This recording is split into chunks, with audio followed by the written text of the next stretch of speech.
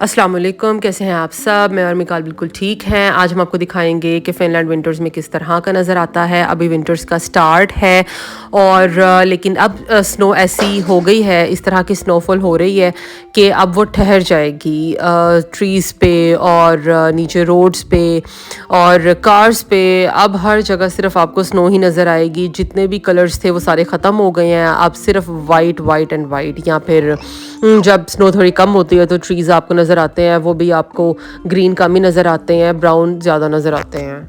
तो जी आज थी मिकाल का विज़िट एट न्यू वाला। मिकाल की मीटिंग थी नर्स के साथ जो हमारी यूजुअली मंथली होती है, लेकिन इस दफ़ा थोड़ी सी जल्दी आ गई थी। 3 वीक्स बाद ही अपॉइंटमेंट हमें मिल गई थी क्योंकि नेक्स्ट विज़िट डॉक्टर के साथ था और वो काफ़ी लेट था। इसीलिए नर्स के साथ हमने डिसाइड किया कि हम थोड़ा जल्दी मिल लेते हैं, दरमियान में एक मीटिंग रख लेते हैं क्योंकि ज़रूरी होता है। बच्चे की हेल्थ सबसे ज़्यादा इंपॉर्टेंट है, बेबी की केयर सबसे ज़्यादा इंपॉर्टेंट है। और इस दफ़ा हमने ना डिस्कस करना था क्योंकि मिकाल 4 मंथ्स का होने लगा है। 4 मंथ्स के बाद सॉलिड्स पे आ जाते हैं बच्चे, तो किस तरह की डाइट जो है वो मैंने मिकाल को देनी है। हम हुए तैयार। इस दफ़ा मैंने मिकाल को वो कपड़े पहनाए थे जो इसके लिए गिफ्ट आया था। मिकाल की दादू उसके लिए गिफ्ट लेकर आई थी। जब मिकाल पैदा हुआ था तो उसकी दादू ने हमें विज़िट किया था और मिकाल के लिए बहुत सारे गिफ्ट्स आए थे। तो आपको पता है कि दादी और नानी का जो प्यार होता है वो तो अनकंडीशनल होता है। और जैसा कि आप देख रहे हैं कि हर तरफ कितनी स्नो है, हर चीज़ स्नो से कवर्ड है। और मेरे कुछ रिलेटिव्स ने, हमारे चाहने वालों ने मुझे पर्सनली मैसेज करके कहा है कि तुम बच्चे को कहाँ कहाँ लेकर फिरती रहती हो, इतनी ठंड है, इतनी ठंड है, बच्चे को कहीं ठंड ना लग जाए। लेकिन ये है कि भाई जब आपने यहीं पे ही रहना है, मिकाल ने भी यहीं पे ही इंशाल्लाह बड़े होना है, तो मुझे तो बल्कि नर्स ने स्पेशली कहा था कि इसको लेकर बाहर निकला करो कि हम तो यहाँ पर -20 -30 डिग्रीज़ भी हो तो हम बच्चों को लेकर बाहर निकलते हैं और उनको फ्रेश एयर की बहुत ज़्यादा ज़रूरत होती है। तो ऐसी कोई बात नहीं है। मिकाल फुली पैक्ड होता है अच्छे से। इवन कि जब वो घर आता है ना तो वो इतना गर्म होता है, इतना गर्म तो वो घर में भी नहीं होता जितना वो बाहर रहकर होता है। फिर ये है कि आप अरेंजमेंट्स उस तरह के करते हो ना कि अगर यहाँ पर बाहर जितनी ठंड है तो फिर बच्चों को आप कपड़े भी वैसे ही पहनाते हैं। तो जो मैंने मिकाल का एक ओवरऑल सूट रखा है उसके लिए लिया हुआ है जो वो पहन के बाहर जाता है, वो बहुत ज़्यादा गर्म है और ज़ाहिर है वो फिर यहाँ की सर्दी के अकॉर्डिंग ही बना हुआ है। तो जी हमने ली बस, हम पहुँचे न्यू वाला। न्यू वाला हमारे स्टॉप से जस्ट 2 to 3 स्टॉप्स अवे है, इसलिए हमें जस्ट 3 to 4 मिनट्स लगते हैं बस पे वहाँ तक पहुँचने में। और देखें कितने खूबसूरत ट्रीज़ लग रहे हैं। अच्छा मैं क्योंकि कॉन्वेंट से पढ़ी हूँ तो जब भी क्रिसमस आता था हम उसके लिए बहुत ज़्यादा उसकी प्रिपरेशंस करते थे और हम क्रिसमस सेलिब्रेट करते थे स्कूल में। तो मैं सोचती थी कि यार ये जो क्रिसमस ट्री होता है इसके ऊपर हम वाइट कॉटन क्यों लगाते हैं, क्योंकि कभी देखा ही नहीं था। अब पता लगा है कि कॉटन क्यों लगाते हैं, क्योंकि क्रिसमस इतना ज़्यादा ठंडे मौसम में आता है और ये जितने भी ट्रीज़ हैं वो सारे स्नो से फुली कवर्ड होते हैं और इतने खूबसूरत लग रहे होते हैं। अब मुझे समझ आई है कि अच्छा इसलिए हम कॉटन लगाते थे उन ट्रीज़ पे।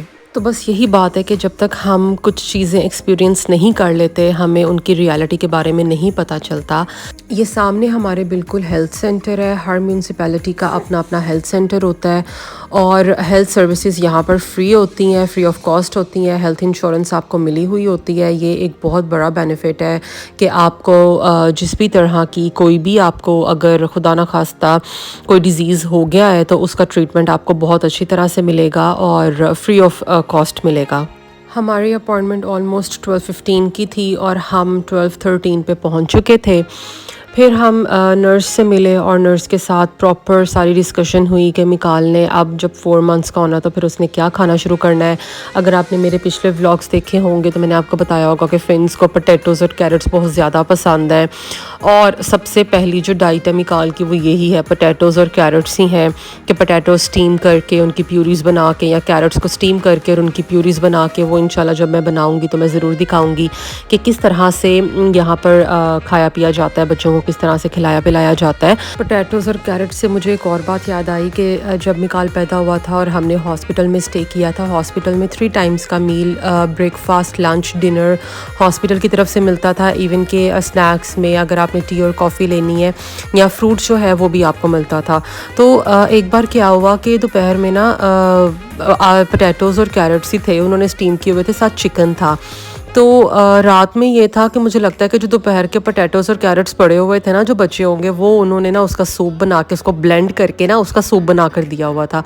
विज़िट हुआ ख़त्म, हमने ली फिर से बस और हम पहुँचे तामप्रे सेंटर। बहुत दिन हो गए थे हम सेंटर नहीं गए थे, तो वैसे ही दिल कर रहा था सेंटर जाने का। और बस से हम उतरे और ये जो मेरे सामने आप देख रहे हैं, ये तामप्रे की टॉलेस्ट बिल्डिंग है तोरनी। इसके 25 फ्लोर्स हैं और इसके 25th फ्लोर पे मोरो स्काई बार है।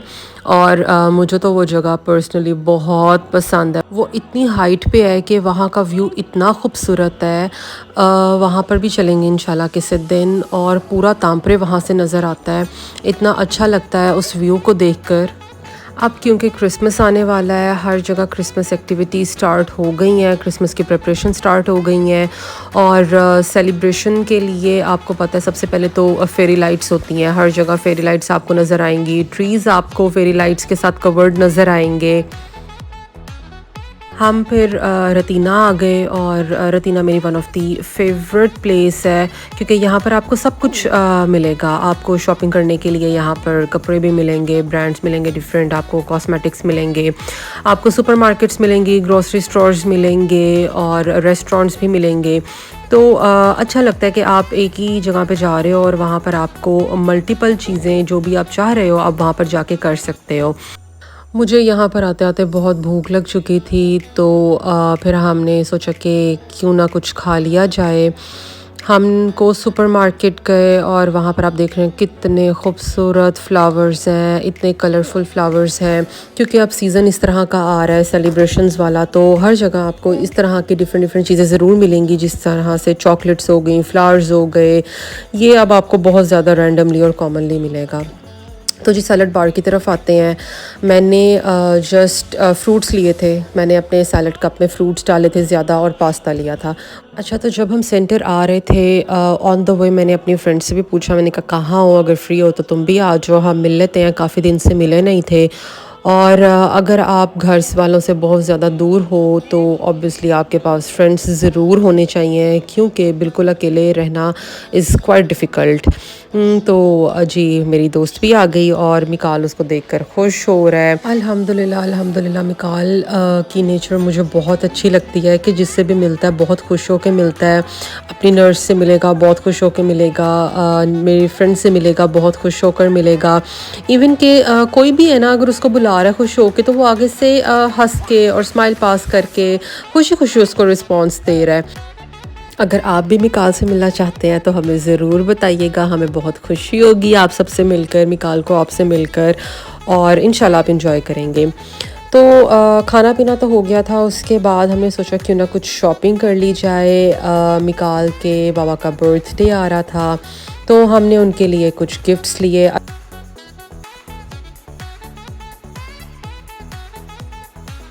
वहाँ से फ्री होकर फिर हम गए न्यूयॉर्कर के बारे में जिनको नहीं पता तो मैं उनको बताती चलूँ कि न्यूयॉर्कर यहाँ पे सबसे रीज़नेबल ब्रांड है। आपको यहाँ पर हर रेंज के कपड़े मिलेंगे, और मुझे तो वैसे ये लगता है कि जो सबसे रीज़नेबल ब्रांड है ना, H&M, ज़ारा एंड जो भी फिनिश ब्रांड्स हैं उनमें से सबसे रीज़नेबल न्यूयॉर्कर है। अच्छा, इसकी अच्छी बात ये है कि इनके पास इतनी ज़्यादा वैरायटी होती है कि आपको अच्छी चीज़ें और सस्ते में मिल जाएंगी। तो भाइयों और बहनों, हर तरह की वैरायटी है।